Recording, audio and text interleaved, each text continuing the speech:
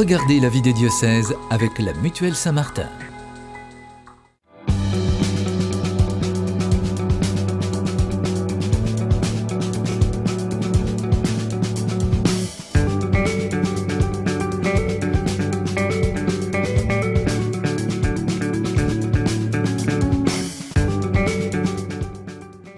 Bonjour à toutes et à tous, bienvenue dans cette nouvelle édition de la vie des diocèses. Alors cette semaine, on vous emmène à la découverte du diocèse de Limoges, un diocèse qui comprend deux départements, la Creuse et la Haute-Vienne.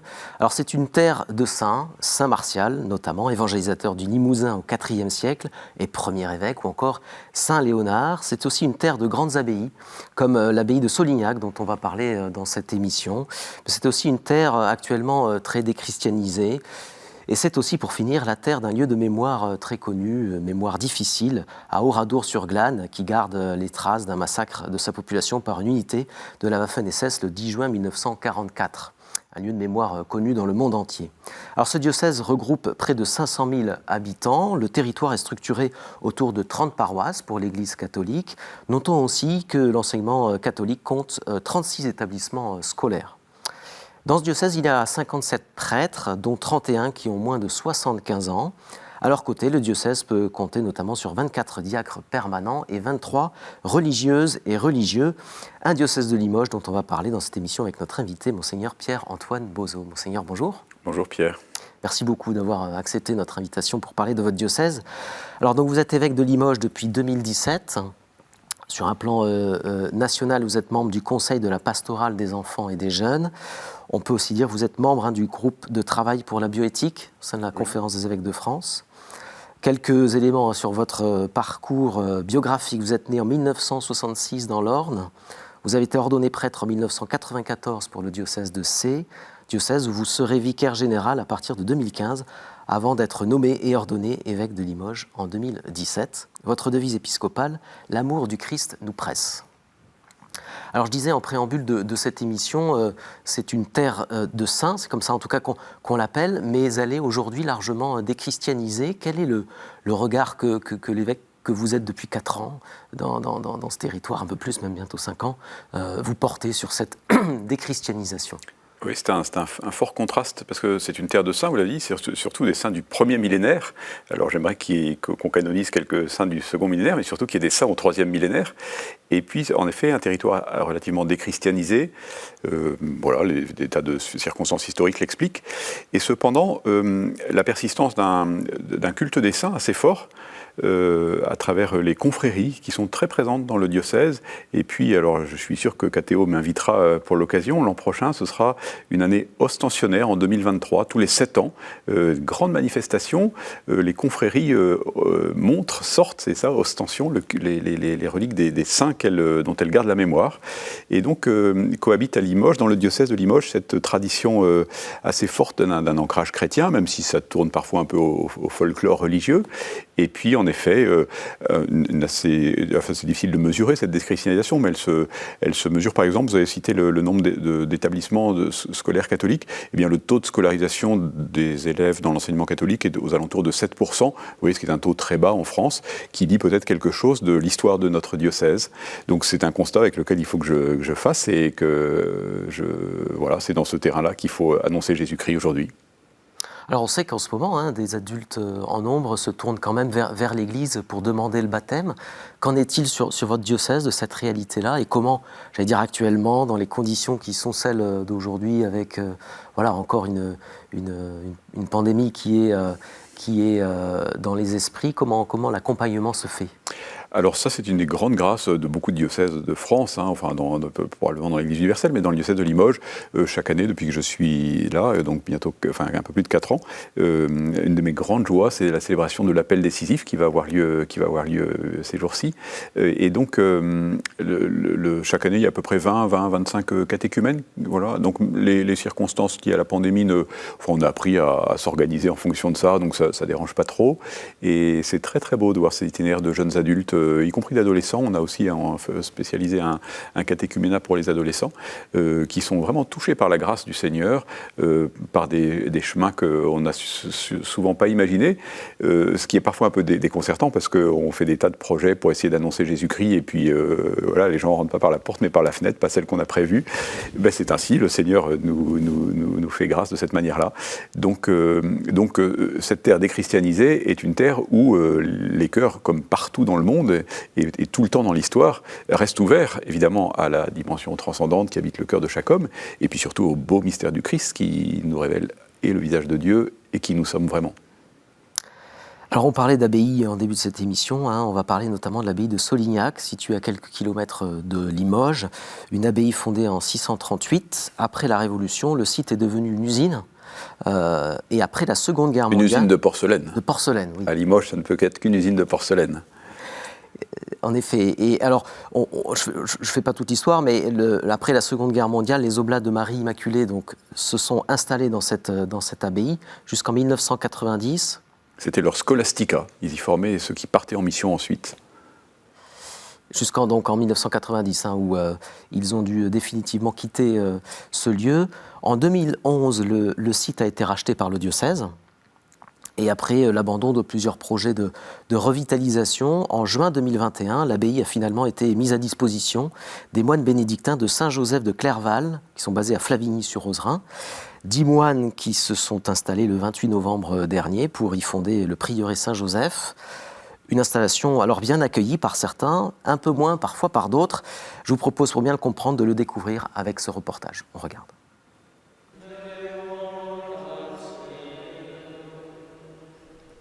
C'est l'heure de l'office dans l'abbatiale de Solignac. 10 moines bénédictins y prient 7 fois par jour en latin. Ses frères suivent la règle de Saint-Benoît et vivent cloîtrés dans l'abbaye de Solignac. Mais l'abbatiale reste ouverte au public.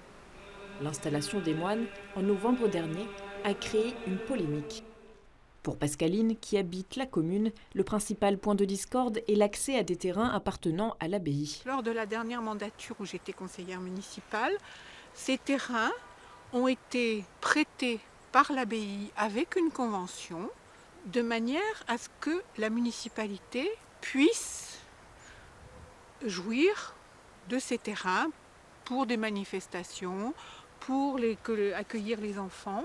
Il était convenu dans cette convention que ces terrains devaient revenir aux futurs occupants, acheteurs de l'abbaye. Quand les moines sont arrivés au mois d'août, ils ont demandé à récupérer les terrains. Et ce qui, aujourd'hui, est la base essentielle de la discorde dans le village. Parmi les 1500 habitants du village, tous n'ont pas vu d'un bon œil l'arrivée de la communauté. Franchement, au départ, j'étais totalement contre. Mais vraiment contre, parce que c'était pas dans mon habitude d'avoir des religieux près de chez moi. Et au final, en fait, là, ça fait combien de temps maintenant ? 3-4 mois, ça n'a rien changé pour moi. Nous sommes ravis parce que depuis que je suis arrivée en Haute-Vienne, bien sûr, nous avions les Oblats de Marie, donc il y avait une activité. Après, nous avons eu le Verbe de vie, et après, plus rien, le vide. Donc, que l'abbaye revive, pour nous, c'est super, quoi, vraiment. On a eu la chance d'en rencontrer quelques-uns et on voit que c'est des hommes formidables, avec une bienveillance, une joie de vivre qui ne transparaît pas au premier abord quand on les voit un peu cheveux très courts, en gris. On se dit oulala, ils sont un peu austères. Et en fait, on a vu que c'était des types incroyables. Le père Benoît Joseph est le prieur de la communauté. Il revient sur la polémique. On a vécu sereinement parce que c'est déjà des agitations extérieures, mais on pense que ça va se calmer avec le temps. Mais le village est très accueillant et on s'efforce de faire appel aux artisans locaux. Il y a énormément de travaux à faire et un des premiers chantiers va être la remise en état d'une hôtellerie pour l'accueil des retraites. Il y a déjà des personnes qui pensent à venir à Solignac en raison de la présence des moines. Et ça va amener forcément du monde et faire vivre aussi le village. Les moines, par leur vie de prière, leur vie d'absolu, invite les gens à remettre Dieu au centre de leur vie. Autre projet des moines, se lancer dans la fabrication de bière. En attendant, les travaux continuent, rythmés par leur vie de prière. Alors, Monseigneur, on va revenir sur ce reportage. D'abord, quel regard vous portez sur les réactions, on va dire, hostiles qu'il y a pu avoir à l'arrivée de ces moines sur une abbaye qui appartient au diocèse, un terrain qui appartient au diocèse, et qui est pour l'instant, en tout cas, mis à disposition? J'ai été assez surpris de certaines marques d'hostilité. Je pense qu'elles s'expliquent de deux façons. Pour certains, c'est parce que voilà, ils sont un peu anti-calotins, quoi, un peu anticléricaux, et donc voilà, avoir des moines arriver là ne leur plaît pas beaucoup. Là, il n'y a pas grand-chose à faire, sauf espérer que la grâce du Seigneur touche leur cœur et que le fait que ce soit vraiment des hommes de paix et de bien, que ces moines finalement les touchent. Et puis après, il y a d'autres choses, c'est des considérations plus pratiques. La dame que vous avez interviewée l'exprimait. Donc de fait, il y a des terrains, quelques hectares, assez peu, qui sont le long d'une petite rivière. C'est un coin très agréable, en effet, qui est propriété du diocèse. Et donc la maire précédente, de la mandature précédente, m'avait proposé d'acheter ces terrains, ce que j'ai refusé parce que vraiment ça forme un ensemble avec l'abbaye que je ne pouvais pas détruire sous peine de jamais trouver d'occupants pour cette abbaye. Et donc on avait fait une convention précaire dans laquelle il était très clairement écrit que nous récupérerions les terrains quand il y aurait un projet pour l'abbaye, ce qui est maintenant le cas. Et de fait, les moines ont besoin du terrain, parce que les gens disent mais ils ne sont pas nombreux, ils sont 10, et voilà. Mais en fait, d'abord, c'est un lieu où ils vivent de la clôture, donc ils ont besoin d'un peu d'espace vital pour se promener, méditer, trouver le silence. Les autres qui viendront aussi auront besoin de ce calme. Et puis, ils ont besoin d'espace parce qu'ils ont des projets. On a évoqué la fabrication de bière. Je ne sais pas s'ils feront eux-mêmes pousser le houblon, mais en tout cas, ils ont besoin de terrain pour faire du jardin, pour faire... Voilà. Et donc, c'est juste la récupération du terrain qu'on a prêté il y a 3 ans.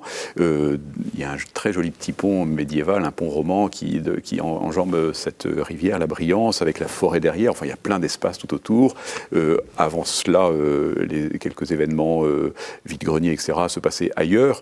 Donc, on peut faire autrement. Voilà. Donc, je ne pense pas que ce soit un problème insoluble, mais c'est pour certains peut-être un peu un prétexte pour voilà, s'en prendre à ces moines. Je pense que voilà, les choses s'apaiseront assez vite et simplement, je l'espère en tout cas. Ça a l'air de déjà avoir commencé en tout cas. Oui, je pense, oui. L'abbatiale, de toute manière, est ouverte, elle, l'église, enfin, en gros, du début des offices, c'est ça? Oui, ça a été c'est pas précisé dans le reportage, c'était un peu une autre pomme de discorde, c'est que cette abbatiale est propriété communale, elle était propriété de l'abbaye jusqu'à la Révolution, et puis à la Révolution, on en a fait l'église paroissiale, donc elle est propriété de la commune, et selon le droit, affectée au culte catholique, donc l'affectataire, c'est le diocèse, puisqu'elle peut aussi servir encore pour la vie paroissiale, pour que les gens de Solignac puissent y être baptisés, s'y marier, et que leurs obsèques soient célébrés, en dehors des heures de prière des moines. On a convenu ça avec les moines, donc c'est une église qui reste une église paroissiale, mais dont les occupants principaux sont les moines qui font monter la prière. Vraiment, c'est sa vocation initiale, elle a été construite pour cela, cette abbatiale. Et donc là aussi, il y a un petit peu de résistance de personnes qui, disant que c'est une église communale, voudraient qu'on puisse, un petit peu à la discrétion de la commune, y organiser des concerts, des expositions, etc. Alors ça ne peut se faire qu'avec l'accord de l'affectataire, et donc de fait ce sera un peu plus restreint, il y aura un peu moins de concerts qu'il y en avait, parce qu'on ne peut pas déranger trop souvent la vie monastique, mais là aussi je pense que les choses rentreront assez vite dans l'ordre. Et puis surtout, cette église vit, c'est-à-dire que 7 fois par jour, quand vous entrez dans cette abbatiale, vous entendez le chant des moines qui, pendant quand même du 7e siècle jusqu'à la Révolution française, les moines ont prié dans cette abbatiale, et donc ils recommencent à y prier. Il n'y avait plus de vie monastique en Limousin, masculine, depuis la Révolution française. Alors justement, pourquoi c'est important? Qu'est-ce que ça apporte à votre diocèse, cette présence monastique, cette vie monastique? Oui, alors c'est une efficacité qui n'est pas très visible, mais qui est à mon avis très très importante et qui ne peut se comprendre que dans la foi. C'est pour ça aussi que je pense que pour des gens qui sont un peu extérieurs à l'Église, ça peut être difficile à comprendre le sens de la vie monastique. Je le comprends assez bien, c'est un peu mystérieux. quand un chrétien sait le prix de la prière et tout ce qui se passe à l'intérieur du cœur, et comment c'est là que se joue vraiment le combat et la rencontre avec Dieu, eh bien, on se dit que ça porte des fruits. La présence d'hommes qui ont consacré leur vie vraiment à la contemplation, à la louange de Dieu, à la prière, ora et labora, puis au travail de leurs mains, parce que c'est bon pour l'équilibre et puis parce qu'il faut qu'ils vivent, eh bien, je pense que ça rétablit quelque chose qui manquait dans notre diocèse. Saint Augustin dit qu'il faut que nos racines soient dans le ciel. C'est un peu étonnant, les racines, elles poussent dans la terre. Eh bien, je pense que les moines, ils nous aident à planter nos racines dans le ciel. Alors, Monseigneur, on va le voir, il y a un certain nombre de projets immobiliers, alors d'une autre nature, hein, évidemment que cette abbaye et j'allais dire déjà ce patrimoine architectural, des projets immobiliers qui sont en train de se développer sur votre diocèse, avec une finalité pastorale, alors notamment un foyer pour les étudiants et lieu d'accueil pour les jeunes, lycéens, collégiens notamment, un lieu qui est en ce moment en travaux à Limoges. Alors je vous propose, pour bien comprendre, d'écouter les explications de sœur Claire Dupont, qui nous fait visiter d'une certaine manière ce futur lieu. Là, on a la maison dans sa globalité, avec tout le rez-de-chaussée qui permettra d'accueillir vraiment les collégiens, lycéens qui sont autour, là, dans les 5 établissements autour, et tous ceux qui seront en ville, voilà. Et puis à l'étage, donc, il y aura la colocation avec les 8 étudiants qui habiteront là, vivront là, ensemble. On l'a vu notamment pendant les confinements, ce besoin de se retrouver, d'échanger, de partager, de lutter contre la solitude, notamment des étudiants. Et puis en même temps de permettre aux jeunes de grandir humainement et spirituellement en leur proposant pas mal d'activités spirituelles, ludiques, qui répondent à leurs attentes. On partira de ce qu'ils souhaitent eux vivre. Il y aura vraiment des temps de convivialité, d'accueil, des repas, raclette, pizza, quand ce sera possible de les faire à nouveau, des activités spirituelles, de solidarité ludique qui seront repérées tel ou tel après-midi. Des rencontres aussi inter-aumôneries, sans doute une soirée d'adoration une fois par mois, mais vraiment on se laissera aussi guider par ce qu'eux veulent vivre, parce que c'est vraiment aussi comme ça qu'on veut les rejoindre. Vraiment l'idée c'est qu'ils aient envie aussi d'inviter d'autres jeunes et que des jeunes loin de la foi puissent vraiment découvrir le Christ. Et en même temps nourrir ceux qui sont déjà engagés et qui ont envie d'aller plus loin dans leur foi.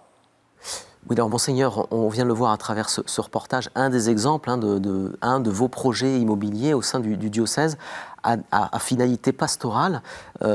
C'est un des chantiers que vous êtes en train de mener. Est-ce qu'on peut en citer d'autres? Et est-ce que vous pouvez nous expliquer un petit peu votre stratégie pastorale d'une certaine manière de reprendre certains lieux pour en faire, en garder quelque chose de vivant pour peut-être des nouvelles priorités pastorales?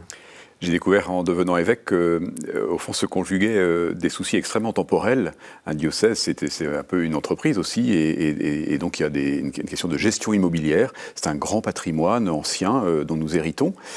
Et puis le reportage montrait la maison que nous sommes en train de transformer pour les adolescents et puis pour des jeunes étudiants. C'est une maison que nous ont cédée de manière très généreuse, en nous faisant un prix très favorable, les petites sœurs de l'Assomption qui habitaient là, qui ont fait une œuvre magnifique et qui ont dû partir, hélas, par manque de vocation. Et donc, nous disposons d'un patrimoine important. Et alors, le but d'un évêque, c'est pas de faire de la gestion de patrimoine, c'est d'annoncer Jésus-Christ. Et la question, c'est de comment conjuguer l'annonce du Christ, qui est vraiment ma priorité absolue, avec l'héritage du passé, l'héritage en particulier immobilier. Et donc là, de fait, nous avons à Limoges même 2 assez gros projets, celui-ci que vous avez vu dans le reportage, et puis à côté de la cathédrale, un grand ensemble qui est un ancien couvent de Clarisse, dans lequel habite sœur Claire, qui est une jeune sœur franciscaine qui s'occupe de la pastorale des jeunes, avec plein de fougue et de dynamisme. Et donc vivent là 6 sœurs franciscaines, sont accueillies des personnes par l'association Habitat Humanisme, dans un habitat relais, et se sont accueillis des pèlerins de Saint-Jacques, parce que Limoges, c'est aussi la Via Lemovicensis, la route de Vézelay, qui s'arrête là. Et puis, il restait une grande chapelle dont il fallait forcément faire quelque chose, parce qu'un bâtiment que vous n'utilisez pas, il s'abîme, et puis il coûte de l'argent, et puis finalement, il devient dangereux, etc. Et donc il fallait trouver pour cette chapelle désaffectée un usage. Et donc là, nous faisons aussi un projet un peu de tiers-lieu autour de la vie étudiante. Voilà. Et donc la question, c'est au fond un peu ma politique, hein, c'est les immeubles qui servent, on les entretient et on fait en sorte qu'ils soient accueillants. Vous voyez, moi je trouve que les salles paroissiales ou les presbytères qui sentent un peu l'humidité et dont les papiers peints se décollent, ça donne pas très envie. Il faut que, sans être luxueux, ce soit agréable, qu'on se sente bien, un peu comme une maison de famille, qu'on se retrouve chez soi. Et donc les lieux que nous conservons, on les entretient. Ceux dont nous n'avons pas l'usage, nous essayons de nous en débarrasser, ou alors de trouver l'occasion d'en faire vraiment des projets pastoraux, des projets d'évangélisation. Voilà. Et je m'aperçois que, en particulier pour les jeunes générations, la porte de la paroisse n'est pas nécessairement la porte à laquelle ils frapperont, parce qu'il faut déjà être un peu motivé, connaître un peu. Et donc, en centre-ville, nous avons ces 2 lieux là que nous sommes en train de réaménager, qui sont très bien situés et qui peuvent être d'autres occasions, vraiment des lieux d'évangélisation. Voilà. Donc il ne faut pas simplement faire des plans d'architecte, il faut aussi avoir un projet qu'on espère un peu guidé par l'esprit, mais que nous portons à plusieurs, avec les sœurs franciscaines, avec Habitat Humanisme, avec l'aumônerie des étudiants, pour en faire, j'espère, quelque chose de beau. Et comment on finance ces projets-là? Alors déjà en rationalisant un peu l'immobilier. Par exemple, vous voyez, en suggérant à des prêtres, il y a des prêtres dans Limoges qui habitaient des grands presbytères surdimensionnés pour eux. Donc des prêtres ont accepté de se rassembler dans des presbytères où ils habitent à plusieurs, ce qui a libéré des presbytères qui peuvent devenir des immeubles de rapport. Nous avons loué 2 presbytères actuellement, un autre dans lequel nous avons mis des religieuses apostoliques. Voilà, donc en rationalisant un peu l'immobilier, on fait des économies. Et puis après, comme pour tout dans l'Église, depuis le début, on fait appel à la générosité des gens. Et Dieu sait si les gens sont généreux pour permettre de financer ce genre de projet. Donc c'est justement une grande gratitude de ce que les gens prennent à cœur ces projets et soutiennent. Alors Monseigneur, on approche de cette dernière séquence de l'émission qui consiste à ce que des fidèles vous posent directement leurs questions. C'est une séquence qu'on appelle la séquence des questions de terrain.